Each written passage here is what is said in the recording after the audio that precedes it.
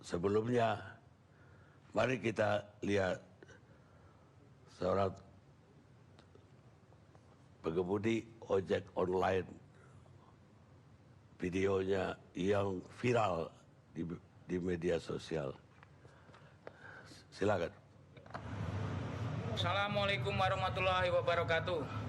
Selamat sore, salam sejahtera dan salam sengsara.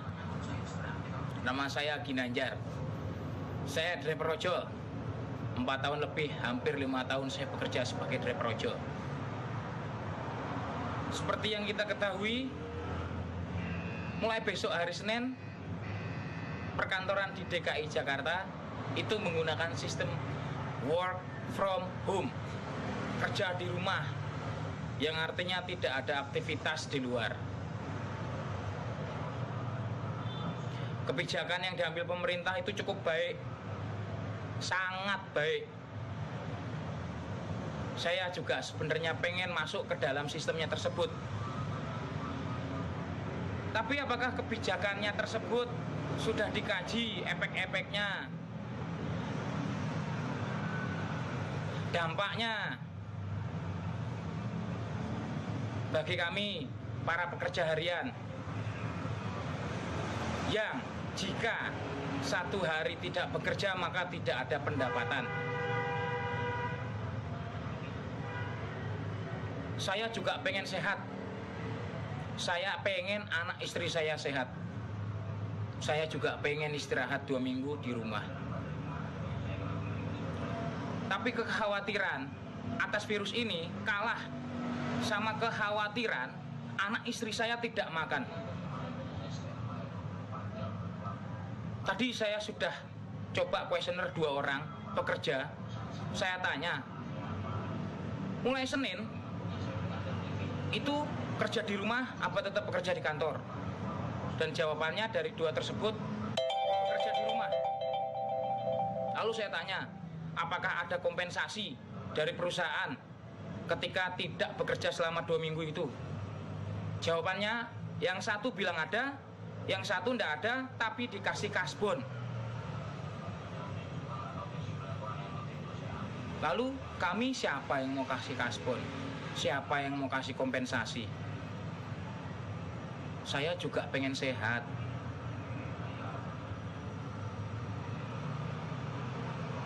Saya nggak ngarep banyak dari pemerintah ataupun yang berwenang mengurusi masalah ini. Saya cuman pengen selama 2 minggu ke depan itu kebutuhan pokok saya, makan saya kayak beras, minyak, contoh mie instan, udah itu cukup di stok, disuplai pemerintah, udah cukup. 2 minggu saya nggak keluar, karena saya keluar juga percuma. Dari semalam saya ngalong sampai sekarang ini jam 5 sore, saya baru narik 8 kali. Rupiahnya 60.000. Jangan ada yang nanya cukup atau nggak cukup, karena masing-masing punya hitungan sendiri.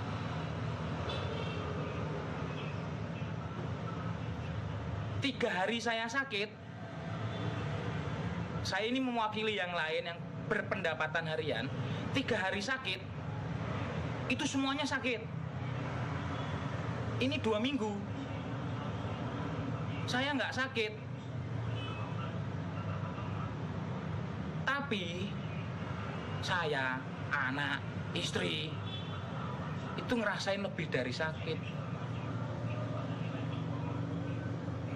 Maka dari itu, tolong buat yang punya kebijakan, mohon dikaji lagi. Mumpung belum hari Senin, kami juga pengen sehat. Saya pengen sehat, istri pengen sehat, anak pengen sehat. Sekali lagi saya mohon dikaji kembali. Oke, wassalamualaikum warahmatullahi wabarakatuh.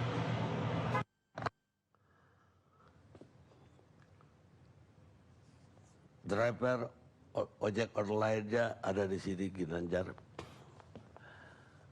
Anda tinggal di mana, Ginanjar? Kebagusan. Di Kebagusan. Berapa orang adanya? Saya kebetulan keluarga kecil, istri saya 1, anak saya 3. Gede loh itu. Berapa satu hari biasanya Ginanjar itu mendapatkan? Sebelum atau sesudah atau saat ini? Sebelum ada social distancing. Sebelum diterapkannya social distancing itu bisa kisaran net 100 sampai 200 saya bisa dapetin. Karena memang jam kerja saya ini termasuk orang loyal kerjanya. Saya itu suka ngalong, jadi jam kerja saya itu overload. Lah, setelah terjadi pembatasan atau penjaga jarak sosial ini berlaku, turun jadi berapa? Saya lihat jalanan jadi sepi itu. Saya tadi pagi keluar, sebelumnya saya ngalong seperti biasa. Saya ngalong sampai pagi narik sekali 30.000. Oh ya, saya mau ngucapin terima kasih sama Mbak yang semalam pesen makanan. Terus makanannya bilang nggak usah diantar, buat Mas, anak-anak sama temannya aja. Saya apresiasi buat Mbak yang semalam yang nggak mau disebut namanya. Saya imbau lebih banyak lagi warga yang punya inisiatif membantu sesama seperti itu. Silakan. Ya, terima kasih. Saya ulang dari pertama, Assalamualaikum warahmatullahi wabarakatuh. Terima kasih, saya sudah diberi kesempatan untuk hadir malam ini.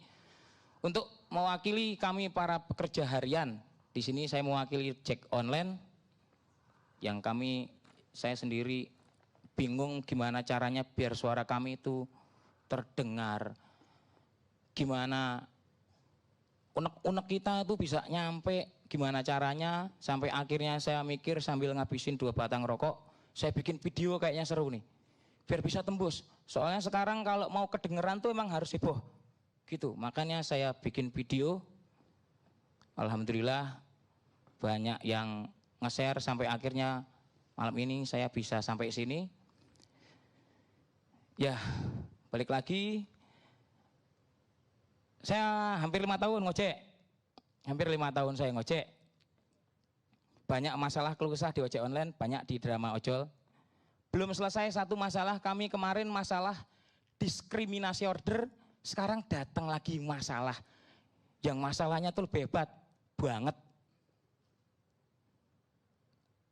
Masalah ini, ada COVID-19, sampai ada peraturan kebijakan larangan dan segala macam. Ini sekarang sudah hari Selasa, berarti hari kedua diberlakukan. Sekedar cerita, ini cerita pengalaman saya sendiri. Mungkin narasumber yang lain nanti berbeda cerita, tapi setidaknya saya mau cerita sendiri, ini pengalaman saya dan teman-teman saya yang lain.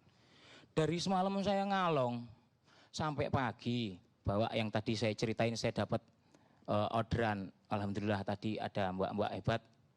Saya pulang pagi saya tidur sejenak sampai kira-kira jam 12 saya bangun. Biasa ritual bercanda sama anak, walaupun hari itu saya nggak makan karena memang, ya mohon maaf, karena memang nggak ada yang dimakan. Itu. Jadi habis itu saya rame dihubungin ke sini, akhirnya saya ke sini. Itu tadi sebagai contohnya aja, itu pendapatan saya hari ini. Ini saya bingung ini mau ngomong apa ini. Jadi sekarang yang ada itu, benar tadi Bapak bilang main salah-salahan sekarang. Kalau saya pribadi, dan setelah saya pikir-pikir ya, memang enggak cuman kita itu ya harus neken pemerintah.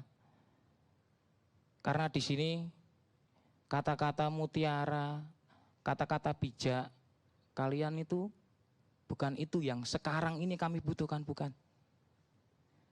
Yang kami butuhkan sekarang itu rangkulan tangan, wujud empati kalian semua. Kami itu udah kenyang dinasehatin. Kami bukan warga yang enggak taat peraturan. Kami taat. Kami tahu sakit, kami ke rumah sakit. Kami tahu, kami suruh istirahat di rumah, kami istirahat di rumah. Balik lagi. Saya apresiasi itu yang namanya simpati. Hello, belajar bagaimana cara memanusiakan manusia. Kami butuh wujud dari simpati kalian, yaitu empati, dan itu berwujud.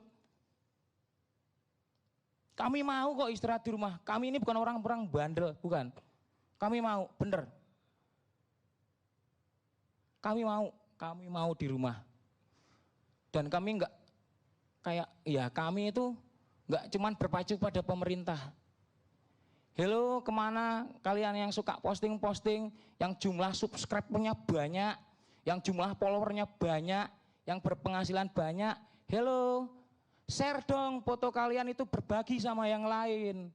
Karena di sekarang ini tuh semuanya butuh yang namanya influence, butuh yang namanya trendsetter. Kebanyakan dari kita itu follower. Kalau udah ada yang nyontoin bagus, pasti nanti banyak. Gak usah mikirin ria, karena malaikat itu gak bakalan ngurangi nilai pahala. Jadi PR-nya ini PR sekarang ini masalah kemanusiaan. Balik lagi, bagaimana cara kita memanusiakan manusia? Berhubung dan kebetulan saya ada di kalangan paling bawah, ya saya cuman bisanya gini. Kalau saya ada di atas ataupun di tengah, saya juga pasti bakalan bantu. Kami itu nggak minta bantu dibayarin kontrakan kami, cicilan motor kami 2 minggu. Kami butuh makan kami 2 minggu. Kami butuh makan saya 2 minggu. Saya kesampingkan kebutuhan saya yang seperti kontrakan, yang itu. Ya, ini wujud saya taat sama peraturan pemerintah. Saya tunduk sama peraturan yang ada. Saya nggak bakalan bangkang. Tapi ya itu, jargon-jargon, slogan-slogan yang hello, ayo kita istirahat di rumah. Hello juga, situ bisa istirahat. Kami gimana? Nggak usah kalian itu kasih sumbangan ke 100 orang ke mana, ke yayasan atau enggak kemana. Kalian cukup foto 2 orang atau enggak beberapa, ya udah posting, itu pasti viral, pasti banyak yang ngikutin. Oke, itu baru namanya kebersamaan kita semua untuk melawan kasus ini, masalah ini.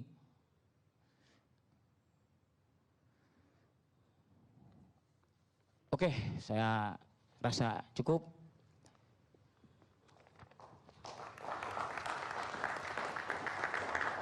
Ginanjar aslinya mana sih? Saya asli Jogja. Jogja. Sekolahnya apa dulu? Sekolah kebetulan saya sampai SMA karena kebetulan saya kuliah nggak lulus beasiswa habis. Kuliah di mana? STI Kasih Bangsa dan di Jalan Jeruk di Jakarta Barat. Jurusan? Ekonomi.